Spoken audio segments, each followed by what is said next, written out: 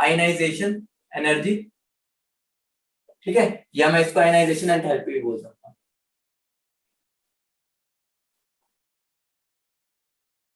ठीक है, वैसे ये दोनों टर्म डिफरेंट होती है, एनर्जी और एंथैल्पी। ठीक है, आगे जब हम पेरियोडिक पढ़ेंगे वहां पर तुम्हें समझ आ जाएगा दोनों डिफरेंट टर्म्स है, लेकिन बहुत कम डिफरेंस होता है। ठीक है, तो हम अभी इन दोनों को सेम मान सकते हैं। ठीक है, अभी के लिए इन दोनों को हम सेम बोल सकते हैं, एनर्जी को भी एंथैल्पी को भी। ठीक है, लेकिन दोनों में थोड़ा सा डिफरेंस होता है, वो हम अगले चैप्टर में समझ लेंगे। ठीक है, पेरियोडिक जब पढ़ेंगे वहां पर तुम्हारे ये चीज आ जाएगी कि क्या डिफरेंस होता है। ठीक है, बाकी अभी के लिए तुम मान सकते हो कि कोई डिफरेंस नहीं है। देखो, मैंने तुम्हें कल बताया था, क्या बताया था, ये मेरा न्यूक्लियस है। ठीक है, चलो मजे से पढ़ते हैं वापस, ऐसे ज्यादा मजा आता है। ठीक है, ये मेरा क्या है, पॉजिटिव चार्ज, ये मेरा क्या है, न्यूक्लियस। ठीक है, मेरा मान लो इलेक्ट्रॉन है इसमें। ठीक है, मेरा इलेक्ट्रॉन इतना मजे से अपना लहराता हुआ घूम रहा है। ठीक है, यहाँ पर रिवॉल्व कर रहा है। ठीक है, मान लो अब मुझे इसको यहाँ से निकालना है। ठीक है, मतलब मुझे इसके पूरे क्षेत्र से ही निकाल देना है। क्षेत्र मतलब जो किंगडम है न्यूक्लियस के, उसमें से उससे बाहर निकाल देना। ठीक है, तो मुझे क्या करना पड़ेगा, एक बात बताओ। अगर मुझे इसको n=1 है, ये 2 है, ये 3 है, ऐसे कर करके, ठीक है, ये मेरी n=∞ है। अगर मुझे इस इलेक्ट्रॉन को इसके किंगडम से बाहर निकालना है, किंगडम मतलब जहां तक उसकी फील्ड है, पर मैं अच्छे से फील्ड के बारे में बता चुका हूँ। ठीक है, तो मुझे क्या करना पड़ेगा, इस इलेक्ट्रॉन को यहां से यहां पर फेंक दो, मतलब इंफिनिटी पे अगर मैं फेंक दूंगा तो इनडायरेक्टली मतलब उसकी फील्ड से निकल गया। ठीक है, तो अब वही बात आती है कि मुझे इसमें से निकालने के लिए उसे कितनी एनर्जी देनी पड़ेगी, उसी को हम क्या बोलते हैं, आयनाइजेशन एनर्जी। आयनाइजेशन एनर्जी क्या है कि मुझे अगर इलेक्ट्रॉन को एटम के बाहर फेंक देना है, मतलब इलेक्ट्रॉन को, जो मेरा न्यूक्लियस है, न्यूक्लियस के अगर अट्रैक्शन से मैं उसको आजाद कर दूंगा तो मेरा ऑटोमेटिकली क्या, इलेक्ट्रॉन आजाद हो जाएगा एटम से, सीधी सी बात है। मतलब क्या हो गया, मेरी आयनाइजेशन एनर्जी क्या होती है, किसी भी इलेक्ट्रॉन को उसकी वैलेंस शेल कौन सी होती है, जो आउटरमोस्ट शेल होती है। ठीक है, मतलब आउटरमोस्ट शेल तुमने थोड़ा बहुत 9 टाइप में पढ़ रखा है, इतना तो पता ही है ना, वैलेंस शेल क्या होती है। ठीक है, मतलब जो सबसे बाहर वाली शेल होती है, उसमें से इलेक्ट्रॉन निकालने में मुझे क्या, कितनी एनर्जी देनी पड़ेगी, उसी को हम क्या बोलते हैं, आयनाइजेशन एनर्जी। ठीक है, तो आयनाइजेशन एनर्जी क्या हो गई, मुझे क्या यहां से यहां पे फेंकना है। ठीक है, तो मुझे कितनी एनर्जी देनी पड़ेगी, एक तरह से लगा सकता हूँ n=1 और n=∞ की एनर्जी को माइनस कर दूंगा, सीधी सी बात है। जब मैं n=1 में था, n=2 में था, ठीक है, जब मुझे यहां से यहां फेंकना होता था तो मैं कितने का फोटोन फेंकता था, याद करो, इतना एनर्जी गैप में होता था। ठीक है, अब मुझे इसको n=1 से n=∞ में फेंकना है, तो मुझे कितने का फोटोन फेंकना पड़ेगा, इन दोनों के एनर्जी के डिफरेंस के बराबर। तो उसी को हम क्या बोलते हैं, आयनाइजेशन एनर्जी। ठीक है, बात समझ में आ गई, सही है, सुनो, आ गई समझ, सरल भाषा में बताया, बिल्कुल आ गई समझ। डेफिनेशन अभी लिखेंगे इसकी, समझ आ गई ये बता दो। ठीक है, तो डेफिनेशन लिख लो। ठीक है, फिर से बोल रहा हूं, ये दोनों थोड़ा सा डिफरेंस होता है। ठीक है, यहां पर अभी हम इसको सेम मान सकते हैं, तो डेफिनेशन क्या होगी, द एनर्जी रिक्वायर्ड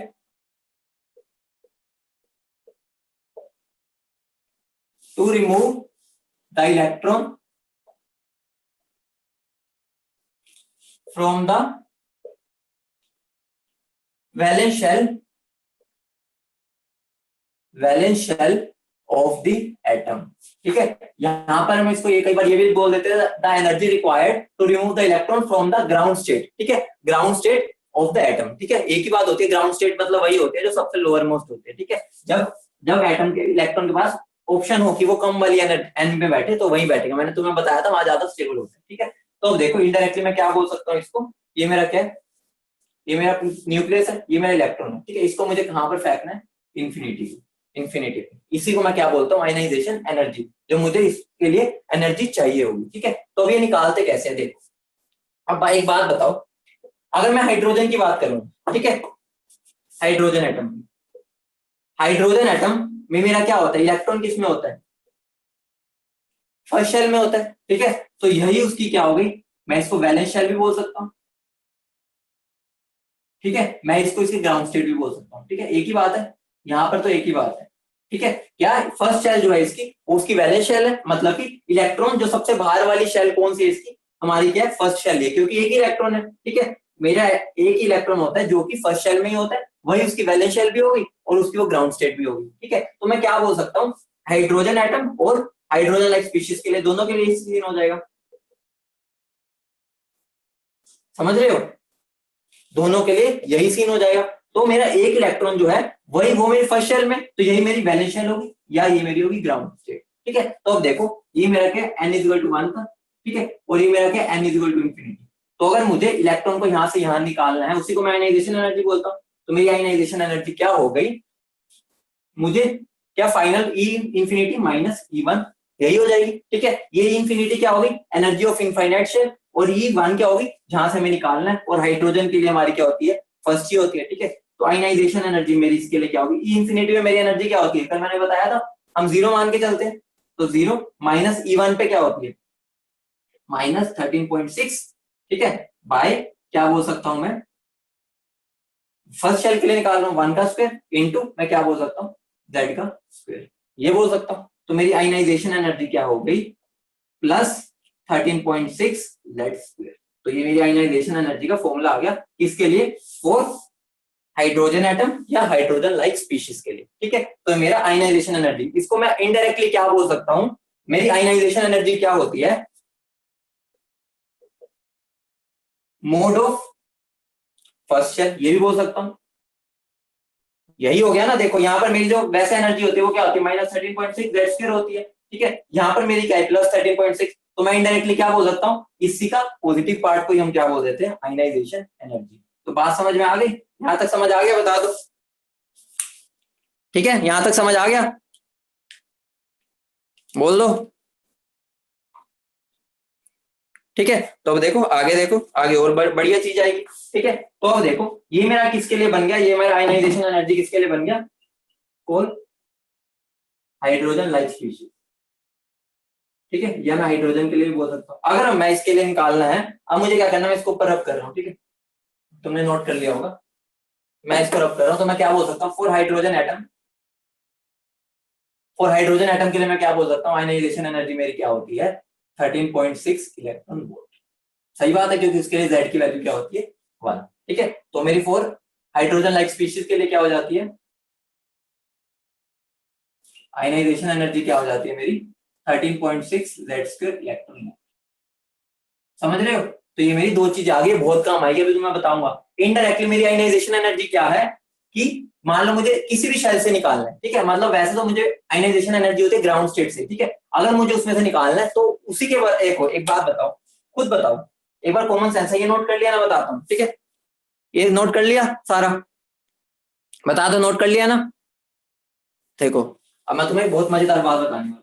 ठीक है, देखो इसको और कैसे समझ सकते हैं। ठीक है, ये मेरा, इसकी एनर्जी है माइनस 13.6। ठीक है, और मुझे इसको कहां फेंकना है, इन्फिनिटी। ठीक है, मतलब बाहर फेंक देना। खुद सोचो, अगर मुझे इलेक्ट्रॉन को यहां से निकालना है, ठीक है, निकालना है, उसकी एनर्जी है माइनस 13.6, अगर मैं उसको उतनी ही ऑपोजिट डायरेक्शन की, मतलब माइनस 13.6 है, अगर मैं उसको 13.6 प्लस में दे दूंगा, तो वही मेरी आयनाइजेशन एनर्जी है। समझ रहे हो, ये तो मैंने फॉर्मूला में बात की थी। अगर उसकी एनर्जी मान लो, अगर उसे 13.6 चाहिए, इसका मतलब यह है कि उसे 13.6 एनर्जी चाहिए, उसकी नेगेटिव का मतलब है कि इतनी है उसकी, अगर मैं उसको उतनी पॉजिटिव में दे दूंगा, तो मेरा इलेक्ट्रॉन यहां से निकल के इंफिनिटी में चला जाएगा। ठीक है, सारा घुमा फिरा के बात एक ही पड़ जाती है। ठीक है, तो ये मेरा क्या हो गया, आयनाइजेशन एनर्जी। अगली बात क्या आती है, बाइंडिंग एनर्जी। तो अगला क्या होगा, बाइंडिंग एनर्जी। अगले हेडिंग डालो, binding energy.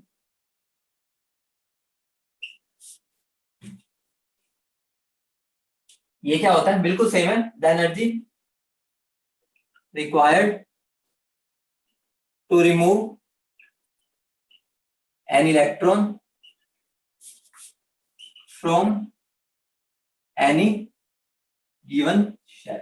Given shell, difference देखो क्या आया, आयनाइजेशन एनर्जी क्या था, वो था जब मुझे ग्राउंड स्टेट से निकालना है। ग्राउंड स्टेट मतलब आयनाइजेशन एनर्जी की, अगर मैं हाइड्रोजन एटम के लिए बात करूं, क्योंकि हमने हाइड्रोजन एटम के लिए बात की ज्यादातर। ठीक है, तो मैं क्या बोल सकता हूँ, मेरी n इज इक्वल टू 1 में से मुझे इलेक्ट्रॉन को निकालना है, क्योंकि यही उसकी क्या होती है, ग्राउंड स्टेट। ठीक है, लेकिन बाइंडिंग एनर्जी क्या है, कोई भी गिवन शेल, मतलब हमें 2 से निकालना हो, 3 से निकालना हो, 4 से निकालना हो, किसी से भी निकालना हो, उसको हम क्या बोल देते हैं, बाइंडिंग एनर्जी। ठीक है, तो आयनाइजेशन एनर्जी एक तरह से क्या हो गया, बाइंडिंग एनर्जी का ही एक फॉर्म हो गया, जब हम n की वैल्यू क्या 1 ले लेते हैं। ठीक है, अभी मैं और इसको दोबारा से ब्रीफ करूंगा, अभी बस ये समझ लो, आयनाइजेशन एनर्जी क्या था, हमें ग्राउंड स्टेट से निकालना है। ठीक है, इस और ये क्या है, किसी भी शेल से निकालना है, वो 1 हो सकते हैं, 2 3 4 5 6 कोई भी हो सकती है। ठीक है, तो अब इसकी अगर हम निकालना चाहें, तो मेरी बाइंडिंग एनर्जी क्या होती है।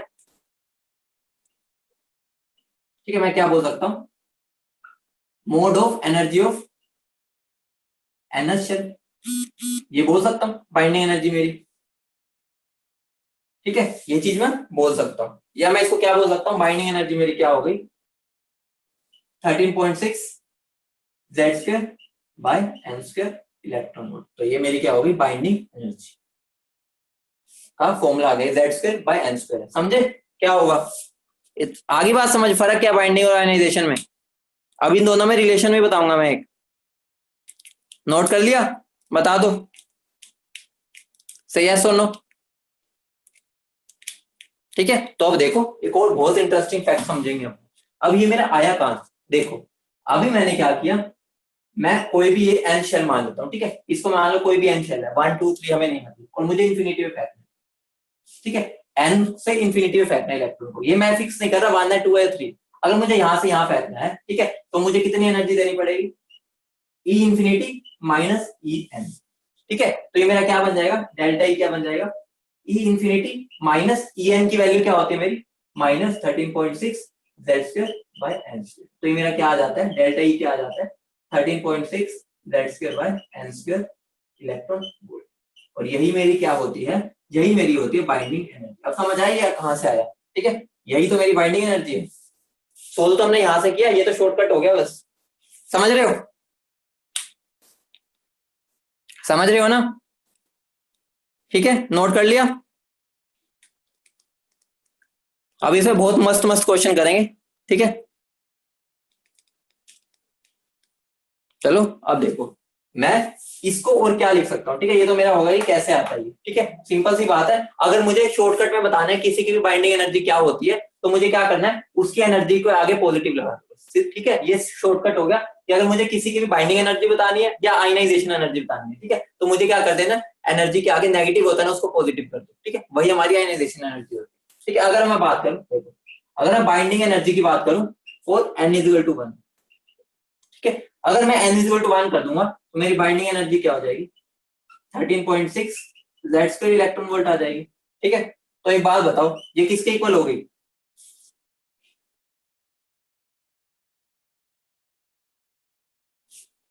इसके इक्वल हो गई, समझ रहे हो। तो मैं क्या बोल सकता हूं, फॉर n = 1 मेरी बाइंडिंग एनर्जी और आयनाइजेशन एनर्जी इक्वल होती है, ठीक है, ये मेरा क्या हो गया, एक कंक्लूजन आ गया, समझ गए। एक तरह से लगा लो बाइंडिंग एनर्जी मेरी जनरल है, आयनाइजेशन एनर्जी उसी का आगे पार्ट है जब मैं n की वैल्यू फिक्स कर रहा हूं, समझ रहे हो। नोट कर लो फटाफट, इसके बाद हमारा क्वेश्चन वाला पार्ट स्टार्ट हो गया, ठीक है। अब हमारा थ्योरी थी पूरी खत्म, अब हमारा क्वेश्चन वाला पार्ट आ गया। चलो रब कर रहा हूं इसको, अब क्वेश्चन लिखो, तुम्हें क्वेश्चन सोल्व करने हैं, ठीक है। अब मेरा पार्ट खत्म हो गया, तुम मुझे क्वेश्चन सोल्व करके दोगे, मुझे कुछ नहीं आता, ठीक है, सीधी सी बात है, तुम्हें ही सब आता है। अब मैं सब भूल चुका हूँ, गजनी बन गया हूँ, तुम मुझे आंसर दो, ठीक है। तो सबसे पहला क्वेश्चन लिखो, विच ऑफ द फॉलोइंग, सबसे सिंपल क्वेश्चन है, जिसने इसका आंसर नहीं दिया वो पिटेगा, ठीक है। तो क्वेश्चन क्या है, which of the following, notebook के आगे पीछे देख लो, अगर तुम्हें नोटबुक में भी देखना है कोई दिक्कत नहीं है, कम से कम आंसर देना, ठीक है। Which of the following is the energy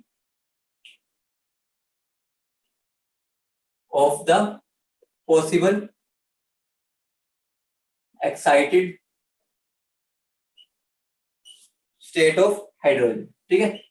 option है -6.8 इलेक्ट्रॉन वोल्ट, ठीक है, बी के -3.4 इलेक्ट्रॉन वोल्ट, सी के +6.4 इलेक्ट्रॉन वोल्ट, और डी के +13.6 इलेक्ट्रॉन। मुझे इसका आंसर दे दो, एक से ज्यादा भी हो सकते हैं, ठीक है, मैं ये नहीं बता रहा कितने हैं, ठीक है, मुझे इसका आंसर दे दो, सबके आंसर आ जाने चाहिए, दिख रहा है मुझे बच्चों ने पढ़ लिया, मतलब बहुत जल्दी आंसर दे दिया, बहुत बढ़िया। लेकिन कुछ बच्चे अभी भी गलती कर रहे हैं, एक बात बताओ, एक बात मुझे बताओ, मैंने किसी की भी एनर्जी, किसी भी शेल की एनर्जी पॉजिटिव में लिखी थी, मेरी -13.6 से स्टार्ट होती थी और 0 पे खत्म हो जाती थी, पॉजिटिव में तो उससे ऊपर कोई थी ही नहीं, तो ये दोनों ऑप्शन तो अपने आप ही एलिमिनेट हो गए, देखने की जरूरत नहीं है, वैल्यू को देखने की भी जरूरत नहीं है, पॉजिटिव तो हो ही नहीं सकती, -13.6 -13.6 से शुरू होके 0 तक जा रही थी। तो एक बात बताओ, जो आंसर ये दे रहे हैं अपनी कॉमन सेंस लगाओ। मैंने कोई भी +6.4 बताई थी किसी भी शेल की एनर्जी, मैंने यही तो पूछा है कौन कौन सी एनर्जी स्टेट पॉसिबल है। ठीक है, ये हो नहीं सकती पॉजिटिव में तो थी नहीं, काटा मार दो, उसके बाद आ जाओ इन दोनों में। ठीक है, एक बात बताओ, जो बच्चा जो मैंने कल बात पर फोकस किया था कि ये वैल्यूज याद होनी चाहिए, वो तो इनको विद इन अ सेकंड कर लेगा, और मैंने देख लिया काफी ने कर लिया। ठीक है, मैंने तुम्हें एनर्जी लेवल की क्या वैल्यू बताई थी, पहले कितनी थी, ठीक है, दूसरे कितनी थी, कितनी, तीसरे की, चौथे की, तुम्हें इतने तो लिखने भी नहीं पड़ेगी अगर तुम्हें ये वैल्यूज याद है ना। तो एक बात बताओ, इन चारों में से अभी जो दो, ये तो दो कैंसिल होगी, 6.8 कहीं दिख रही है, 13.6 के बाद 3.4 आ रहा है, अगर 6.8 आता तो इसके बीच में ही आता, होती नहीं है तो ये अपने आप ही कैंसिल हो गया, 3.4 होती है। ठीक है, और कोई तुम्हें यहाँ दिखी नहीं तो आंसर क्या हो गया, बी। कितना सिंपल था, अगर तुम्हें ये वैल्यूज याद है। मैंने तुम्हें कल इसलिए फोकस किया था कि ये वैल्यूज याद रख लेना, वरना वहां पर बैठ के निकालने बैठोगे ना कि एनर्जी क्या होती है, वरना तुम क्या करोगे, वहां बैठोगे, मैं हाइड्रोजन की बात करनी है तो मैं पहले E1 निकालता हूँ, E1 निकाला ये आया, फिर E2 निकालता हूँ, फिर मैं यहाँ पर क्या करूंगा, Z की वैल्यू 1 है तो ये 4, तो इसको मैं सोल्व करके बैठूंगा, अपने 15-20 मिनट वेस्ट करूंगा, फिर मैं यहाँ पर इसकी निकालूंगा, फिर मैं यहाँ से मैच करूंगा। भाई ये वैल्यूज अगर मुझे पहले से ही पता होंगी तो मैं इजीली इसको विद इन 1 सेकंड में आंसर दे सकता हूँ। मैं जैसे लिख रहा था उसी टाइम तुम आंसर दे सकते थे इसका। ठीक है, जिन्होंने पढ़ लिया था उन्होंने तो दे भी दिया था अभी, अभी मैं लिख के पीछे गया था, आधों के आंसर आ गए थे। ठीक है, तो अब इस बात का ध्यान रखना, मैंने तुम्हें प्रूफ दे दिया कि क्वेश्चन कितना सिंपल था, लेकिन वही बात आ जाती है, कौन इसको जल्दी से जल्दी करता है वही जीत जाता है। ठीक है, आगे अगला क्वेश्चन करते हैं, चलो। ठीक है, अगला क्वेश्चन क्या है,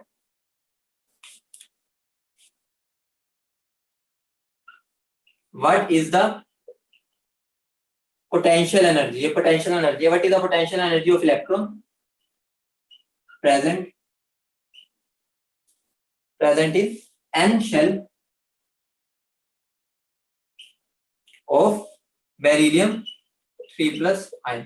ऑप्शंस आर, अपना स्टार्ट कर दो जो तुम सोच सकते हो, -3.4 इलेक्ट्रॉन वोल्ट, -27.2 इलेक्ट्रॉन वोल्ट, ठीक है, -1.36 इलेक्ट्रॉन वोल्ट, और डी क्या है, -6.8 इलेक्ट्रॉन वोल्ट। अब मुझे बता दो इसका आंसर क्या है, फटाफट सोल्व करो। हिंट दे देता हूं, ठीक है, चलो मैं तुम्हारे साथ साथ ही कर लेता हूं। ठीक है, बहुत बढ़िया ईशा, बहुत बढ़िया सान्विक, आंसर तो दे रहे हो, चलो देखते हैं सही दे रहे हो या गलत। ठीक है, जिसको प्रैक्टिस होती जाएगी ना, इसको तुम विद इन 3 सेकंड्स कर लोगे। सबसे पहली बात, एन शेल पूछा है, तो एन शेल मेरी कौन सी होती है, देखो, के एल एम एन, ये होता है n इक्वल टू 1, ये n इक्वल टू 2, ये n इक्वल टू 3, ये n इक्वल टू 4, ये तो तुम्हें पता ही होना चाहिए। ठीक है, तो एन शेल बोल रहा है तो वो मेरे से n इक्वल टू 4 की बात कर रहा है। ठीक है, तो मेरे पे n की वैल्यू आ गई। ठीक है, अब उसने बेरिलियम पूछा है, बेरिलियम आयन के लिए मेरा Z क्या होता है, 4 होता है। ठीक है, ये तो मैं तुम्हें समझा रहा हूँ, वरना इसको मैं 1 सेकंड में हो जाएगा। देखो, अब मेरा पोटेंशियल एनर्जी का फॉर्मूला क्या होता है, आधे बच्चों ने तो यहीं पर ही गलती कर दी। पोटेंशियल एनर्जी का फॉर्मूला मेरा होता है ये, उन्होंने -13.6 लिख दिया, भाई उन्होंने पोटेंशियल एनर्जी पूछा है, वो टोटल एनर्जी का होता है, आधे तो यहीं पर ही ढेर हो गए, एक स्टेप पहले पे ही ढेर हो गए। अब देखो यहाँ पर मुझे क्या करना है, Z का स्क्वायर, Z क्या है 4, तो 4 का स्क्वायर, N भी क्या है 4, तो आंसर क्या आ गया, ऑप्शन क्या है, समझे, समझे, पोटेंशियल एनर्जी पे जिन्होंने ध्यान नहीं दिया वो अपना बैठ गए एनर्जी निकालने में। ठीक है, छोटी छोटी गलती है, अभी मैं तुम्हें डीपीपी भेजूंगा आज एक और। ठीक है, तो उसमें थोड़े से हाई लेवल के भी क्वेश्चन होंगे, तो बस दिमाग लगाना है, कॉमन सेंस के क्वेश्चन है इसमें, कैलकुलेशन तो कुछ होती ही नहीं, बस कंसेप्ट क्लियर होना चाहिए। ठीक है, अगला क्वेश्चन देता हूं, तैयार रहो। अगला सवाल तुम्हारी स्क्रीन पर ये रहा, the radius of the ionization energy, बहुत सिंपल है, the ionization energy of hydrogen atom in the ground state, ये जीएस का मतलब ग्राउंड स्टेट होता है, is x kilo joule, is x kilo joule. ठीक है, the energy required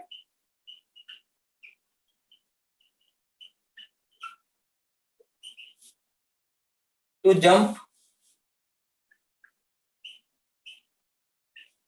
the energy required to jump from second orbit to third orbit is options are x, b 5x, c 7.2x, and the option D is 5x by 36. ये तुम्हारा question है, ठीक है। ये question मैं एक बार करा देता हूँ, ठीक है, क्योंकि आयनाइजेशन एनर्जी मैंने अभी तक एक भी क्वेश्चन नहीं करवाया, ठीक है, तो ये तुम्हें इससे समझ आ जाएगा, ठीक है। तो समझो, देखो, जब वो मुझे दे रहा है ना the ionization energy of hydrogen atom, यहां से तुम्हें पकड़ लेना, जब भी वो आयनाइजेशन एनर्जी की बात करता है ना हाइड्रोजन एटम की, ठीक है, तो मेरा इनडायरेक्टली मैं समझ रहा हूँ वो मुझे क्या बता रहा है कि E1 की वैल्यू क्या है। कैसे, देखो आयनाइजेशन एनर्जी मेरी क्या दे रखी है, x किलो जूल, ठीक है, मतलब कि ये इतनी एनर्जी मुझे चाहिए। और तुम्हें मैंने बताया था आयनाइजेशन एनर्जी क्या होती है, जस्ट E1 का मैग्नीट्यूड होती है, ठीक है। तो मैं क्या बोल सकता हूँ, E1 मेरा क्या हो जाएगा, माइनस ऑफ x किलो, समझ गए, ठीक है, क्योंकि आयनाइजेशन एनर्जी होती है हमारी फर्स्ट लेवल से इलेक्ट्रॉन निकालना, ठीक है। हाइड्रोजन के केस में हमारा इलेक्ट्रॉन क्या होता है, फर्स्ट में होता है। तो जो आयनाइजेशन एनर्जी है वो कुछ भी नहीं है, वो बस फर्स्ट एनर्जी का उसने वैल्यू दे दी है, माइनस एक्स किलो जूल। समझ रहे हो, इतनी बात समझ में आई, बता दो। वो तुम्हें इनडायरेक्टली फर्स्ट एनर्जी लेवल की एनर्जी दे रहा था वो आयनाइजेशन एनर्जी से, ठीक है। वो ऐसे ही करेगा हमेशा एग्जामिनर, वो तुम्हें डायरेक्ट कभी नहीं देगा इसकी वैल्यू, वो आयनाइजेशन एनर्जी दे देगा, ठीक है। अब तुम्हें ये पता चल गया। अब मुझे क्या बताना है, the energy required to jump from second to third. अब देखो ये मेरी क्या n इक्वल टू 1, ये मेरा क्या n इक्वल टू 2, ये मेरा क्या n इक्वल टू 3। अब मुझे इलेक्ट्रॉन ने क्या करना है, यहां से यहां जंप करना है, ठीक है। तो मुझे यहां से यहां जंप कराना है, तो मुझे क्या इन दोनों के बीच का गैप चाहिए, ठीक है, मतलब मुझे ये डेल्टा ही चाहिए, ठीक है। अभी मेरे पास कैसे आएगा, बहुत समस्या, घोर समस्या है। देख, अगर मुझे इसकी वैल्यू माइनस एक्स की है, ठीक है, सिंपल है, कंसेप्ट लगाना है बस, कुछ भी नहीं है। अगर इसकी माइनस एक्स की है, एक बात बताओ, जो मेरी एनर्जी होती थी ये वो क्या होती थी, Z square by n square के डायरेक्टली प्रोपोर्शनल होती थी, ठीक है। अब मेरा z तो कांस्टेंट हो गया, क्योंकि वो क्या हो गया, 1 वैल्यू हो गई, तो ये भी अब मेरा क्या हो गया, 1 का स्क्वायर, तो ये मेरा क्या हो गया, एनर्जी क्या हो गया, एन स्क्वायर के इनवर्सली प्रोपोर्शनल हो गई, ठीक है। तो अब देखो, अगर मेरी इसकी वैल्यू माइनस एक्स है, तो इसकी मेरी क्या होगी, माइनस एक्स बाय 4, तो इसकी क्या होगी, माइनस एक्स बाय 9। यही तो होता था, याद करो। E1 मेरा क्या होता था, माइनस 13.6, ठीक है। E2 क्या होता था, माइनस 13.6 बाय 2 का स्क्वायर। E3 क्या होता था, माइनस 13.6 बाय 3 का स्क्वायर। यहाँ पर भी तो यही है, माइनस एक्स माइनस 2 का स्क्वायर माइनस 3 का स्क्वायर। तो ये मेरी क्या होगी, इन दोनों की एनर्जी आ गई। अब इन दोनों को माइनस कर दो, तुम्हारी क्या आ जाएगी, इन दोनों के बीच का एनर्जी गैप, मतलब मुझे इतनी एनर्जी देनी पड़ेगी यहाँ से यहाँ जंप करा देंगे। समझ आई बात, आगे बात समझ, अब तो समझ गए, ठीक है। कितना सिंपल क्वेश्चन था देखो ये। तो अब देखो मुझे क्या करना है, ये वाली मेरी वैल्यूज आ चुकी है, ठीक है। तो मुझे क्या कर देना है, बस यहाँ पर वैल्यू पुट कर देनी है। तो मेरा डेल्टा ई क्या हो जाएगा, फाइनल क्या है मेरा, E3 माइनस E2। तो E3 की वैल्यू क्या है मेरी, minus x by 9 minus of minus x by 4, ठीक है। तो मेरा क्या बन जाएगा, minus x by 9 plus x by 4। तो ये मेरा क्या बन जाएगा, आंसर मेरा आ जाएगा 5x बाय 36, ठीक है। तो मेरा हो गया आंसर। समझ आ गई बात,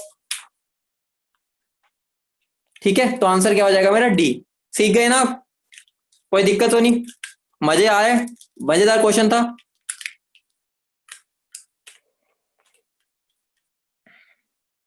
ठीक है, देखो कितना सिंपल सा क्वेश्चन था।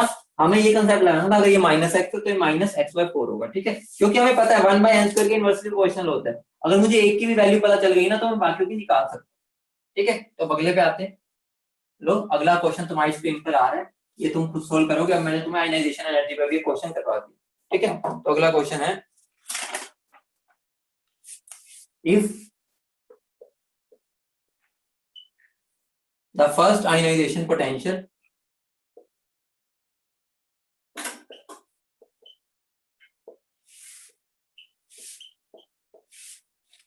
ऑफ एन हाइपोथेटिकल एटम, ठीक है, हाइपोथेटिकल मतलब कि हमने खुद बना दिए,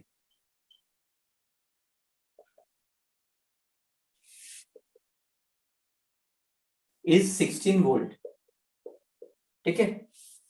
then the first ionization potential, then the first excitation potential will be, options are 10.2 volt, 12 volt, 14 volt and 16 volt. तो ये मेरा ऑप्शन है, option B, option C, option D. Try करो, फिर मैं करवाता हूँ, पहले ट्राई करो। समझ रहे हो? मैं थोड़ा हिंट दे देता हूँ, ठीक है। उसने मुझे क्या बोला, फर्स्ट आयनाइजेशन पोटेंशियल, ठीक है। तो उसने क्या बोला, उसका वो आयनाइज करना, आयनाइज मतलब इलेक्ट्रॉन को निकालने के लिए इतना पोटेंशियल चाहिए। तो एक बात बताओ, मैंने तुम्हें एक क्वेश्चन भी करवाया था, अगर मुझे पोटेंशियल को एनर्जी में कन्वर्ट करना, ठीक है, तो मुझे कुछ भी नहीं करना। अगर मैं 16 वोल्ट है तो इनडायरेक्टली वो मुझे उसने 16 इलेक्ट्रॉन वोल्ट उसका एनर्जी गिवन है, ठीक है। पोटेंशियल और एनर्जी में डिफरेंस होता है। 16 वोल्ट को अगर मुझे उसकी एनर्जी में कन्वर्ट करना है इलेक्ट्रॉन वोल्ट में, तो मैं उसको 16 इलेक्ट्रॉन वोल्ट लिख सकता हूँ, ठीक है। समझ रहे हो? क्योंकि मुझे एनर्जी के हिसाब से ही करना आता है क्वेश्चन को, पोटेंशियल से करना नहीं आता अभी, ठीक है। वो फिजिक्स में करते हैं, ठीक है। मैंने हिंट दे दिया, आप खुद सोचो।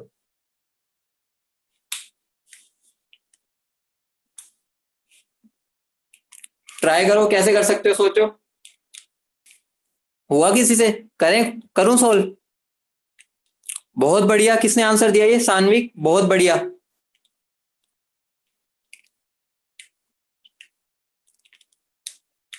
मतलब तुम कंसेप्ट सीख चुके हो, हर वर्ड पर ध्यान देना, हर वर्ड की कीमत है इधर, और मैं सारे वर्ड्स के बारे में तुम्हें बता रखे, ठीक है। आइए करते हैं, ठीक है। उसने मुझे क्या दिया है, if the first ionization potential of an hypothetical atom, ठीक है। तो मतलब उसने क्या बोला है कि उसकी जो E1 की वैल्यू है ना, वो क्या गिवन है मुझे, 16 वोल्ट, ठीक है।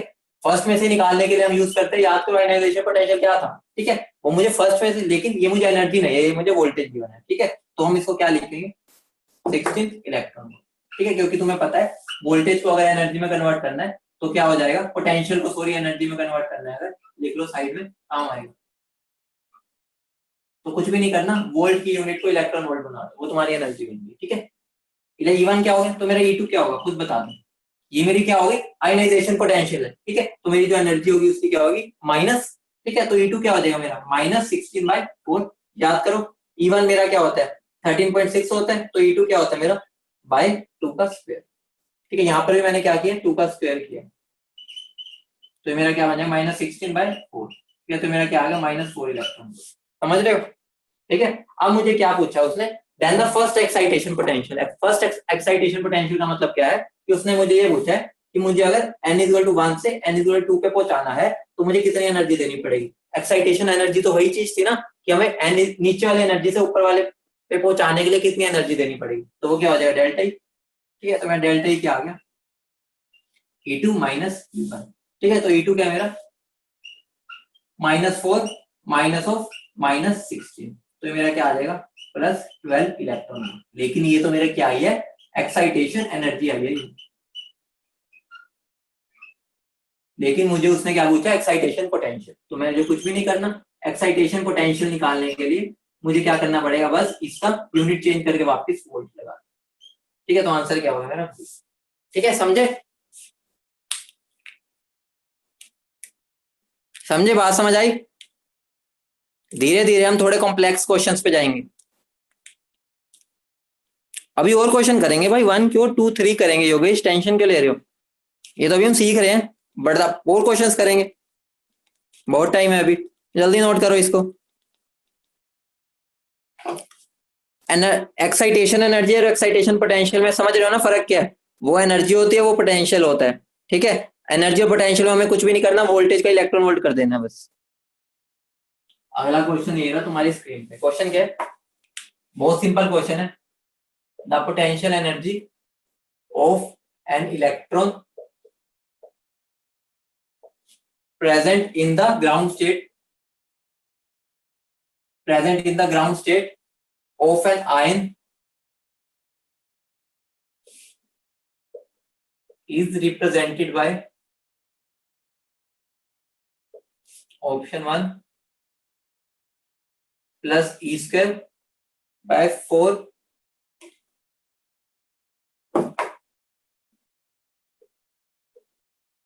ठीक है।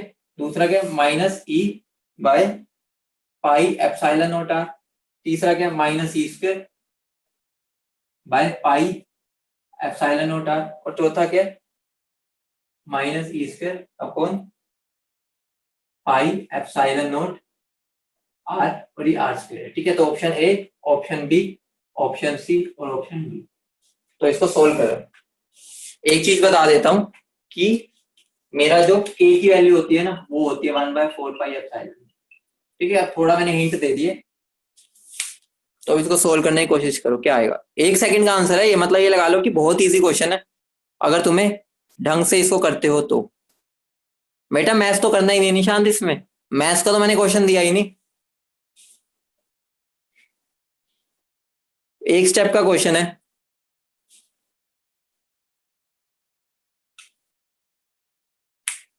आइए मैं करता हूँ।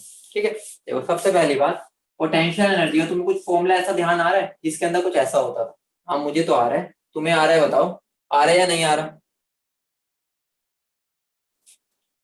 क्या होता था, minus Z e square bye के आर। ये कुछ फॉर्मूला पढ़ा था तुमने, याद करो बताओ। पोटेंशियल एनर्जी का मैंने फॉर्मूला करवाया था, बताना, कराया था नहीं करवाया था, करवाया था ना। तो देखो यही तो करना है, हमें कुछ भी नहीं करना। मैंने तुम्हें इसकी वैल्यू दे दी के की, ठीक है, के की वैल्यू वैसे गिवन नहीं होती, मैंने इसलिए बता दी क्योंकि अभी तुमने फिजिक्स में पढ़ा नहीं है। ठीक है, मैं इसको क्या लिख सकता हूँ, minus Z e square upon 4 pi epsilon naught r. ठीक है, अब ये मत बोलना कि एप्सिलॉन नॉट क्या है, वो परमिटिविटी होता है। ठीक है, तो वो तुम फिजिक्स में पढ़ोगे, कांस्टेंट होता है ये भी। ठीक है, कांस्टेंट से घबराते नहीं। ठीक है, तो ये हो गया। अब एक बात बताओ, अब मुझे जेड की वैल्यू यहाँ पर गिवन है, किसके लिए पूछा हुआ उसने, किसके लिए पूछा है उसने हमसे, the potential energy of ground state of beryllium 3+ ion आना था, सॉरी। ठीक है, यहाँ पर मैंने शायद दिया ही नहीं।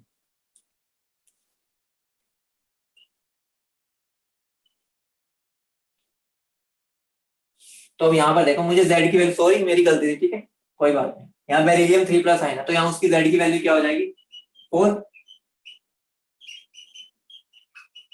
तो 4 से 4 कैंसिल, तो मेरी पोटेंशियल एनर्जी क्या होगी, minus e square upon pi epsilon naught r. तो मेरा ऑप्शन क्या हो गया, आंसर सही डी हो गया। ठीक है, समझे, वो मेरी गलती थी, मैं लिखना भूल गया था कौन सा आयन है। ठीक है, वो बेरिलियम 3+ है,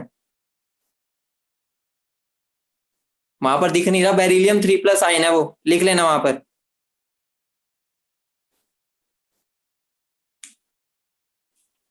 बेटा वो ये beryllium 3+।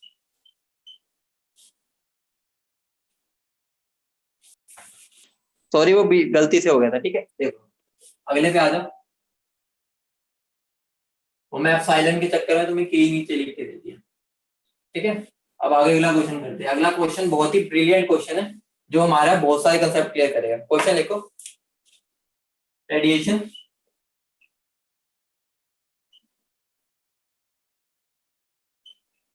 corresponding to a transition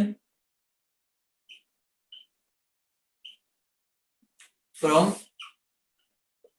n is equal to 2,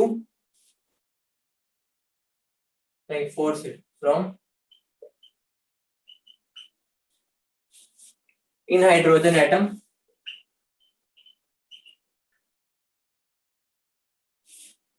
falls on a certain matter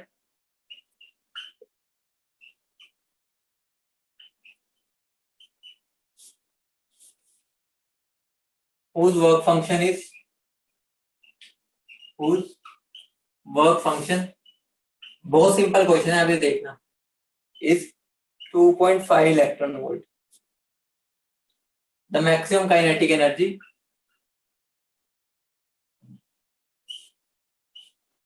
of the photo electron is. इस क्वेश्चन में मैंने क्या किया है, जो बोहर का था, जो हमने बोहर की अभी पूरी एनर्जी पढ़ी, ठीक है, उसको मैंने फोटो इलेक्ट्रिक इफेक्ट से कंबाइन कर दिया। ठीक है, ये क्वेश्चन क्या हो गया, दोनों का कंबाइंड क्वेश्चन हो गया। ठीक है, तो इसके अंदर दोनों चीजें लगेगी। इसमें मुझसे क्या बोला है, देखो मेरा इलेक्ट्रॉन कहाँ था, n इज इक्वल टू, ये मेरी 2 है, n इज इक्वल टू 4 है। ठीक है, मेरा क्या, एक रेडिएशन, देखो जब मेरा इलेक्ट्रॉन यहाँ नीचे आएगा, तो मैंने तुम्हें बताया था जब भी नीचे आता है एनर्जी रिलीज करता है, और वो एनर्जी किसके इक्वल होगी, डेल्टा ई के इक्वल, इस एनर्जी कैप के इक्वल। ठीक है, वो मैंने क्या किया, एक मेरा मेटल का सरफेस था, ठीक है, ये मेरा मेटल है, ठीक है, मैंने उस पर फोल्ड करवा दिया। ठीक है, उस पर फोल्ड कराया तो मेरा क्या हुआ, यहाँ से एक फोटो इलेक्ट्रॉन निकला। अब मुझे बताना है इस फोटो इलेक्ट्रॉन की मैक्सिमम काइनेटिक एनर्जी कितनी है। समझे, कुछ भी नहीं है, यहाँ से जो मेरी एनर्जी निकलेगी ना वो मेरी क्या हो जाएगी, EI। ये होता था मेरा फॉर्मूला, याद करो, ये फॉर्मूला था, ये मुझे गिवन है। ठीक है, ये मैं कहां से निकालूंगा, ये मेरा निकलेगा यहां से, इसकी वैल्यू पता है, इसकी अभी निकालूंगा और यहाँ पर पुट कर दूंगा तो मेरी इसकी आ जाएगी। समझ रहे हो, बताओ समझे, कराऊंगा सही, वैसे समझ गए कंसेप्ट के इस क्वेश्चन के पीछे, बता दो कंसेप्ट समझ रहे हो ना। ये कंबाइंड क्वेश्चन है बोहर का और उसका, दोबारा रिपीट करता हूं, देखो इस क्वेश्चन में उसने मेरे से क्या पूछा है, radiation corresponding to a transition from n is equal to 4 to n is equal to in a hydrogen atom. ठीक है, force on a certain metal, उसने क्या बोला, मेरा हाइड्रोजन एटम है। ठीक है, हाइड्रोजन एटम में मेरा इलेक्ट्रॉन 4 से 2 में आ रहा है।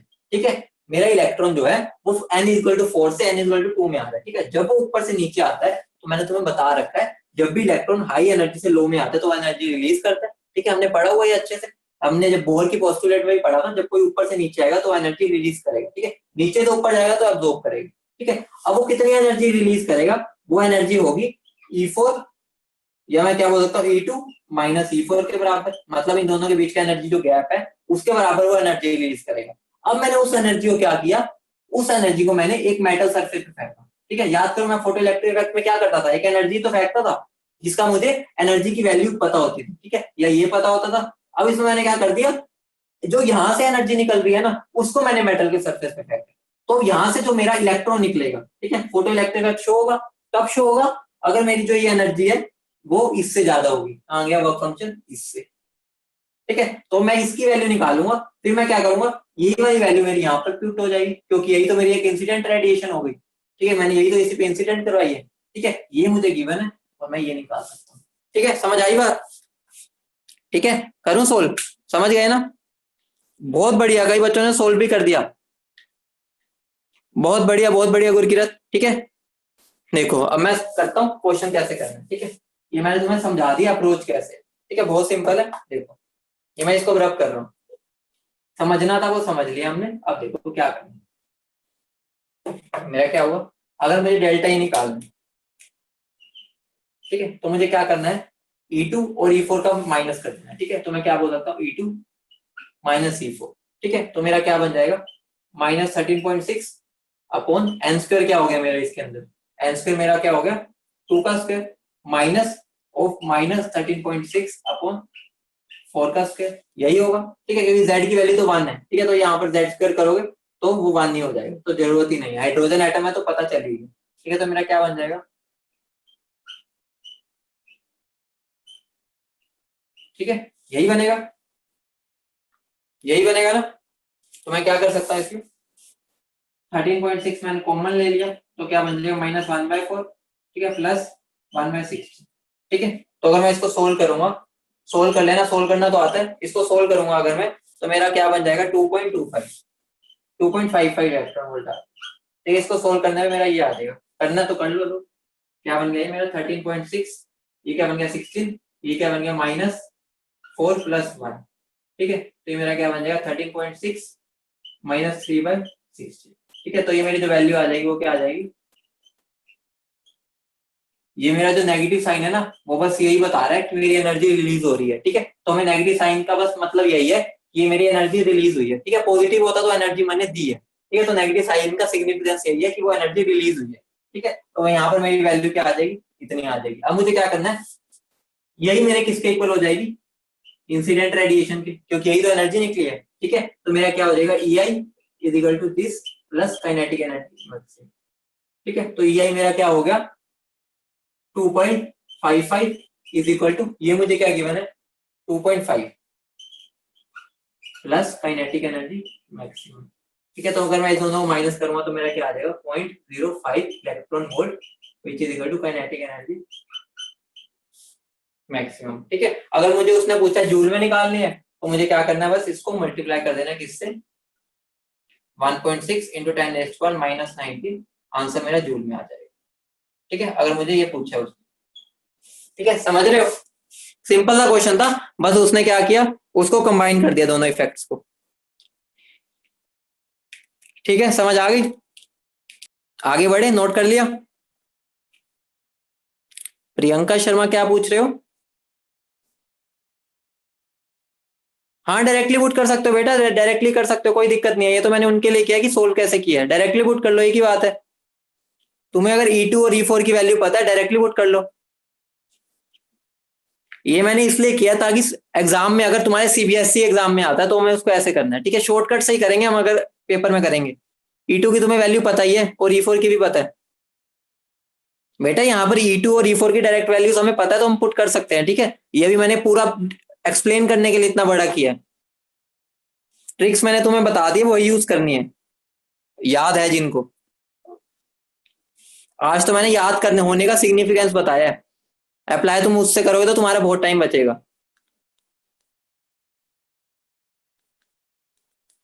ठीक है, तो देखो ये वाला क्वेश्चन हो गया, अब अगले क्वेश्चन पे आ जाओ। ठीक है, यहाँ पर हमें एक बात बताओ, वैसे E2 और E4 की वैल्यूज पता है ना, तो तुम डायरेक्ट भी कर सकते हो। अगला क्वेश्चन देखो, लास्ट क्वेश्चन। ठीक है, आज का लास्ट क्वेश्चन है, टाइम होने वाला है। ठीक है, इस क्वेश्चन को करते हैं। ठीक है, क्वेश्चन क्या है,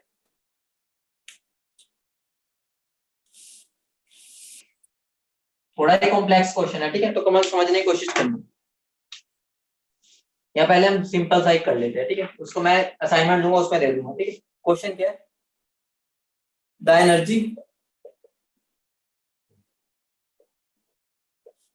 energy of an electron in the first orbit, पहले अपना कॉन्फिडेंस गेन करो। ठीक है, the energy of an electron in the first orbit of hydrogen, साथ साथ लिखो, टाइम कम है। ठीक है, of hydrogen atom is 13.6 electron volt. ठीक है, the possible energy values, the possible energy values of the excited state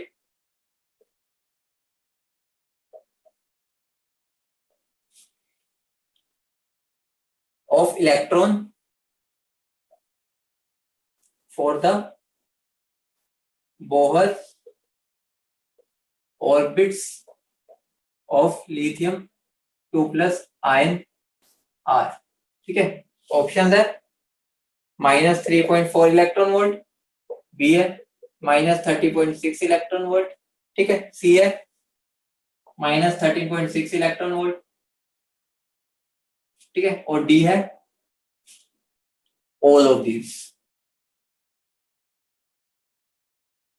अब तुम्हें निकाल के देना है। ठीक है, बताओ मुझे क्वेश्चन क्या है, मुझे इलेक्ट्रॉन का हाइड्रोजन एटम के फर्स्ट ऑर्बिट में एनर्जी गिवन है। ठीक है, तो मुझे पॉसिबल वैल्यूज बतानी है एक्साइटेड स्टेट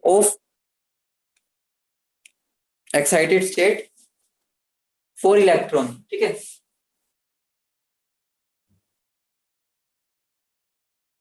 ठीक से नहीं लिखा, the possible energy values of the excited state for electron in the Bohr's orbit of lithium 2 plus ions are. ठीक है, इसको सोल्व करो, ऑप्शन क्या आएंगे। ठीक है, देखो कैसे करना है, एक बात बताओ, मुझे पता है एनर्जी अगर मुझे निकालनी है तो उसका मेरा फॉर्मूला क्या था, अगर मुझे लिथियम के लिए निकालना है। ठीक है, तो मेरा फॉर्मूला क्या था, ये आता था। ठीक है, यही था ना एनर्जी का मेरा फॉर्मूला जो आता है। ठीक है, यही आता है, बता दो। अब मुझे क्या करना है, देखो अगर मैं लिथियम के लिए बात करूं, लिथियम 2 प्लस के लिए, ठीक है, तो मेरा जेड क्या हो जाता है, 3 हो जाता है। ठीक है, तो मेरे EN की वैल्यू क्या हो गई, -13.6 into 9 divide by n square, ये हो गई। अब मुझे क्या करना है, सारी वैल्यू निकालनी। E1 क्या हो जाएगी, ये तो मेरा कांस्टेंट रहेगा। ठीक है, बाय 1, E2 भी निकाल लो बाय 2 का स्क्वायर, E3 निकालो, ये तो ऊपर वाला सेम ही रहेगा, एन की वैल्यू बदलते जाओ, 3 का स्क्वायर। ठीक है, हमें सारी निकालनी है जब तक हमारी पूरी रेंज कवर नहीं होती। अब हम देखते हैं इनकी वैल्यूज क्या आ रही है। ठीक है, तो मैं ये वैल्यूज बता देता हूँ इनकी क्या होती है, तुम खुद सोल्व कर लेना। ठीक है, -112.4 इलेक्ट्रॉन वोल्ट होती है, ये सोल्व करके आएगा -30.6 इलेक्ट्रॉन वोल्ट। ठीक है, ये स्कोर करके आएगा -310.6 इलेक्ट्रॉन वोल्ट, ठीक है। ये तो यहाँ से यहाँ कट ही रहा है, ठीक है। और क्या आ रहा है, -7.65 इलेक्ट्रॉन वोल्ट। अब देखो यहाँ पर देखना शुरू करो, ठीक है। सबसे पहले मुझे ये ऑप्शन में है नहीं, ठीक है। दूसरा क्या, 13.6 ये है। तीसरा क्या, -13.6 ये भी है। उसके बाद क्या है मेरा, -3.4, ठीक है। अभी तो मैंने 3.4 पे पहुंचा ही नहीं हो, तो मुझे एक और बार आगे भी देखना पड़ेगा। मैं E5 की निकालूंगा, तो यहाँ पर मेरा क्या आ जाएगा सोल्व करने के बाद, -4.89 इलेक्ट्रॉन, ठीक है। अभी भी मैं 3 के आसपास भी नहीं पहुंचा, अभी मुझे ऐसी वैल्यू लानी है जो 3 से कम हो, ठीक है। तो मेरा E6 निकालो फिर, तो इसकी वैल्यू मेरी क्या आ जाती है, -3.4 इलेक्ट्रॉन, ये भी आ गई, ठीक है। तो मेरा ये भी हो गया, तो आंसर मेरा क्या हो गया, ऑल ऑफ दीस, ठीक है। समझ रहे हो, सिंपल था, मतलब कैलकुलेशंस थोड़ी सी है, लेकिन ये ऐसा पेपर में तुमसे वो पूछेगा नहीं, इजी लैंग्वेज वाला देगा, ठीक है। लेकिन तुम्हें कंसेप्ट समझना है इससे, कि कुछ भी वैल्यूज हो सकती है, हमें क्या करना है, हमें इन ऑप्शंस को देखना है, ठीक है। कि हमारे पास जैसे 3.4 था ना, तो हमें एनर्जी को ऐसे लेके जाना है कि वो 3 से नीचे तक चला जाए, ठीक है। अगर हम मान लो मैं अगला निकाल लूं, ठीक है, अगला मुझे निकालना पड़े, ठीक है, अगला वैल्यू मेरी 3 से भी कम आएगी, अगर यहाँ पर ऑप्शन मेरा 3 से भी एक कम वाला होता, तो मैं तब तक निकालता जाऊंगा जब तक वो उसको क्रॉस ना कर दे, ठीक है, ताकि कोई मिस ना हो जाए, क्या पता उसके बाद आनी हो, हमने कैलकुलेट ही ना की। अगर मान लो मेरा आंसर आ जाता, अगला 0.18 आ जाता, मान लो एज्यूम कर लो, ठीक है, अगला मेरा 0.18 आता, और मेरा यहाँ पर एक ऑप्शन होता है 2.4, ठीक है। इसका मतलब क्या हो गया, 3 के बाद तो मेरा 0.18 आ गया, या इसको 1.8 मान लो, ठीक है, 1.8, ठीक है, और मेरा आंसर 2.4 भी था एक ऑप्शन मान लो। अब मुझे पता चल गया इसके बाद तो मेरा ये आ रहा है, मतलब ये वाली वैल्यू तो आएगी ही नहीं, क्योंकि वो आती तो इसके बीच में आती, समझ रहे हो, ठीक है।